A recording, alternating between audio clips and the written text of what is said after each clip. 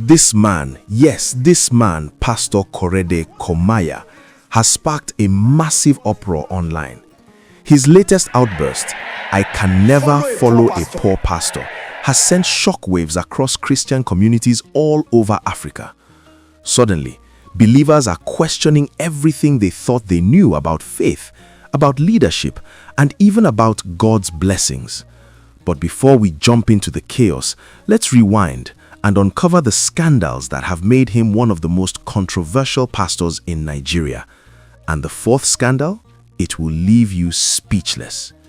This is Blackish Gold Originals, and today we're going deep, exposing the truth behind the controversies, the wealth, and the power plays you won't believe. Never. Nothing will make me do it. Criticize me from now till tomorrow. I will never. I am Korede Komaiya. I don't go follow a poor pastor. I don't go follow him. Never. Before we talk about the backlash, the controversies, and the headlines, we need to start with the foundation. What Pastor Korede Komaiya actually teaches. Number 1. Prosperity gospel, testimonies, and giving practices. Pastor Korede Komaiya's preaching is widely associated with what is known as prosperity theology. In simple terms, it's a Christian framework that teaches that spiritual obedience can reflect in material outcomes.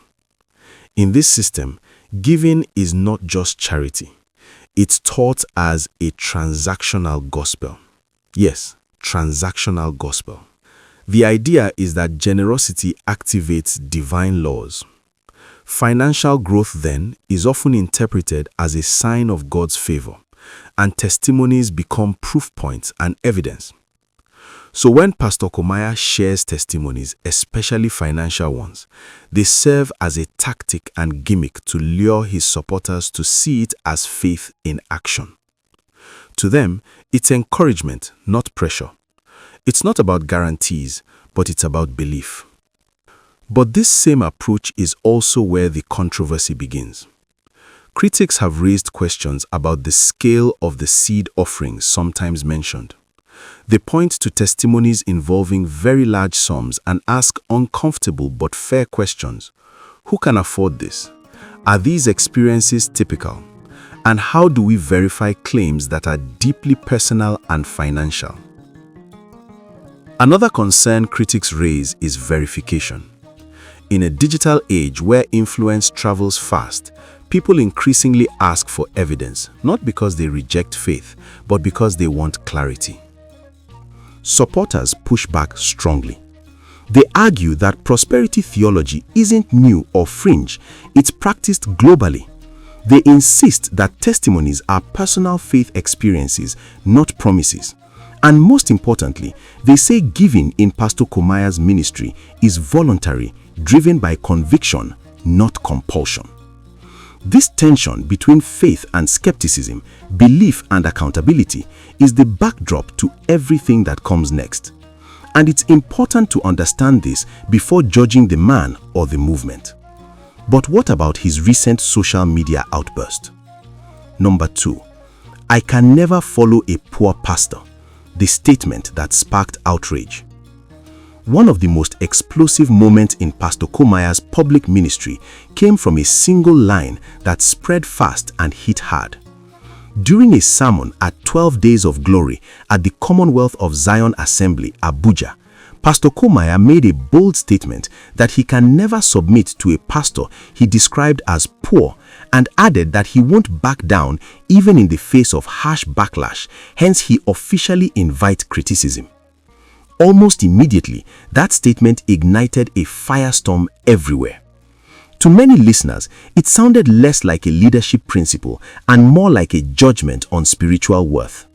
Critics argued that it reduced pastoral authority to financial status, and in a country where many pastors serve in modest conditions, the comment felt dismissive and insulting.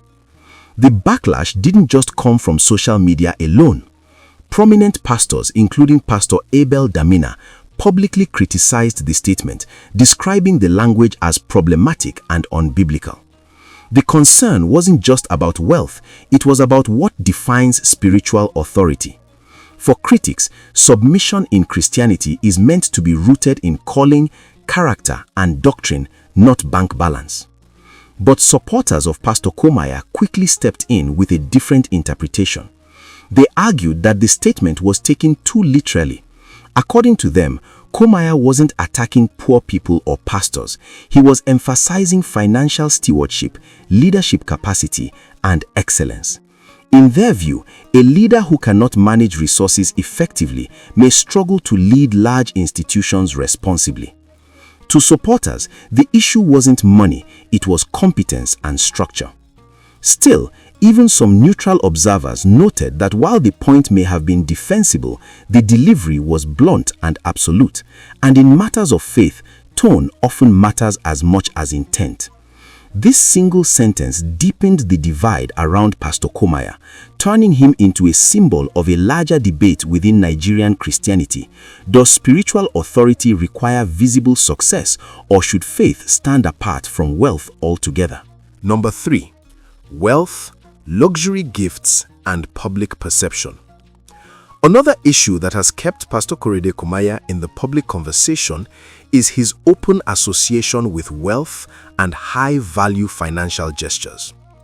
At one point, Komaiya publicly shared his involvement in contributing to a luxury car gift presented to his spiritual father, Bishop David Oyedepo.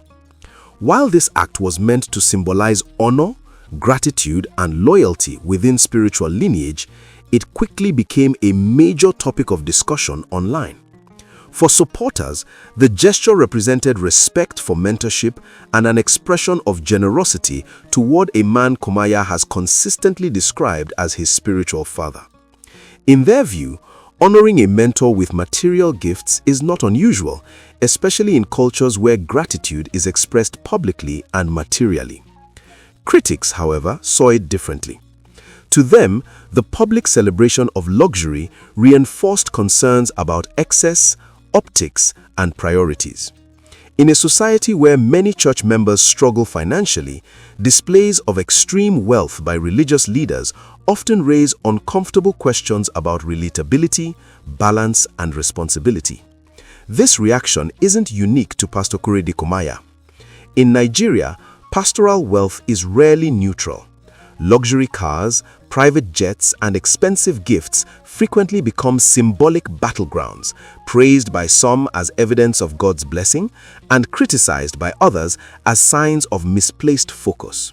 So, while Komaiya's financial gesture may have been rooted in honor, its public reception revealed something deeper: a growing tension between faith, visibility, and public trust. And that tension would continue to shape how people interpreted everything else he said and did. Then, the big shocker on this list is number 4, Apostle Festus Alilu arrest incident. One of the most talked about controversies in Pastor Korede Komaiya's ministry came in March 2025. It all started when Apostle Festus Alilu, the senior pastor of Word of Power Gospel Church, posted a video criticizing Komaiya's prosperity teachings, where he accused Komaiya of misleading congregants with false prosperity messages and urged him to stop. In that video, Alilu questioned a testimony in which Komaiya reportedly claimed that his income tripled after donating 250 million naira. The video quickly gained traction online. Shortly afterward, Alilu was detained by authorities, a move that immediately drew public attention and debate.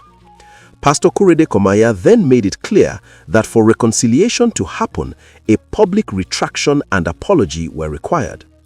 Komaiya described Alilu's comments as malicious and defamatory and emphasized that they had caused reputational harm. On March 23, 2025, Apostle Alilu issued both a formal apology letter and a video apology expressing regret for the statements he had made.